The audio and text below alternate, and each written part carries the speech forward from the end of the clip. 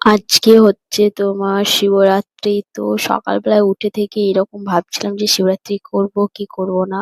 তো মনের মধ্যে দুবিধা বোধ হচ্ছিল, কারণ শরীরের অবস্থা ভালো নেই, শরীর খারাপ ছিল, তো শরীরটা দুর্বলও বোধ হচ্ছিল। তো কি করব কিছুই বুঝে উঠতে পারছিলাম না। নমস্কার বন্ধুরা, কেমন আছো সবাই? আশা করছি সবাই খুব ভালো আছো। তো আমরাও সব ভালো আছি, তথাপি আমার একটু শরীরটা খারাপ ছিল, তো নিজেকে একটু উইক এবং দুর্বল ফিল হচ্ছে।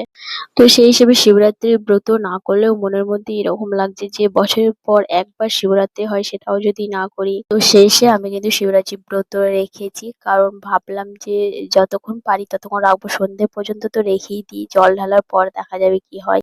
আর তার উপর আবার আর একজন ছিল যার জন্য শিবরাত্রির ব্রতটা হয়েছে আমার খুব ভালোভাবে, সেটা হচ্ছে বরমশাই। বরমশাই এবছর শিবরাত্রির ব্রত আমার সাথে রেখে দিয়েছে, তো সেই হিসাবে ভাবলাম বরমশাই যখন প্রথমবার এবছর আমার সাথে শিবরাত্রি করছে, তো আমি ওর সাথে শিবরাত্রিটা রেখে দিই, তাহলে আমার আর অসুবিধা হবে না, দুজনে যখন একসাথে উপোস করে থাকবো। আর বরমশাই কিন্তু এর আগের বছর শিবরাত্রি করেছিল, তো জল ঢেলেছিল, তখন একা ছিল এখানে। তারপরে আমি আসার পর আমার সাথে এই প্রথমবারও শিবরাত্রি করলো। তো যাই হোক, ঘরের সমস্ত কাজটা ভাবলাম সকাল সকাল গুছিয়ে নিই, কারণ আসার পর থেকে সবটা এলোমেলো হয়ে আছে। তো সমস্তটা গোছ গাছ করে আমি একদম স্নান সেরে নিয়েছি, আর এগুলো করতে করতে আমার প্রায় 12:30টার কাছে হয়ে গেছে। আমার এই ঠাকুর মন্দিরটা খুবই ছোট, তো কোনো কিছু মানে রাখার জায়গা হয় না। সাইডে একটা ছোট্ট আমি স্ট্যান্ড লাগিয়ে রেখে দিয়েছি, আর ওখানে খানিকগুলো মানে জিনিস রাখা আছে ঠাকুরের, কিন্তু এই যে দুধটা নিয়েছে আজকে, তো এইটা রাখার আর জায়গা নেই। আর এই বক্সের উপরে এখানটা যদি রেখে দিই, রূপো আবার হাত দিয়ে ফেলে দেবে, তো চারিদিকে ঝামেলা। তো যাই হোক, আমি আবার কি করলাম, ওটাকে ভাবলাম যে তুলে আলমারির মধ্যে রেখে দেবো, রূপোর হাত ওখানে পৌঁছাবে না আর ও ফেলতেও পারবে না, আর এইখানটায় থাকলে ও কিন্তু ফেলে দেবে। পুজো সেরে তারপরে ওয়াশিং মেশিনে অনেকগুলো কাপড় ছিল, তো ভাবলাম সেগুলো গিয়ে রোদে দিয়ে আসি।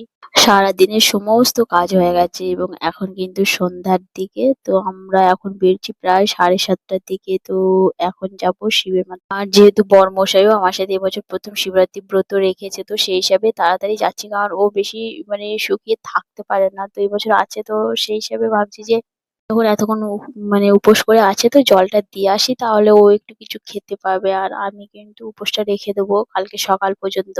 আর বরমশাইয়ের কাল থেকে অফিস স্টার্ট হচ্ছে, তো সেই হিসাবে ও আর পুরো রাতটা অফিস মানে ওই তোমার উপোস রাখতে পারবে না।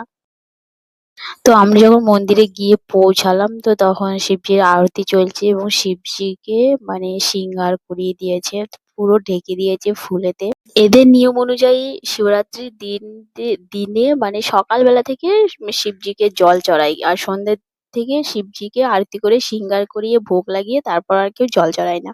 আর আমরা বাঙালিরা তো সন্ধ্যেবেলাতেই চড়াই, তো আমি সন্ধ্যেবেলায় গেছিলাম জল চড়ার জন্য। তো আমার পুজোটা খুব ভালোভাবে হলো, তো পুজো টুজো করে চলে এসেছি ঘরে, আর বানাচ্ছি খাবার।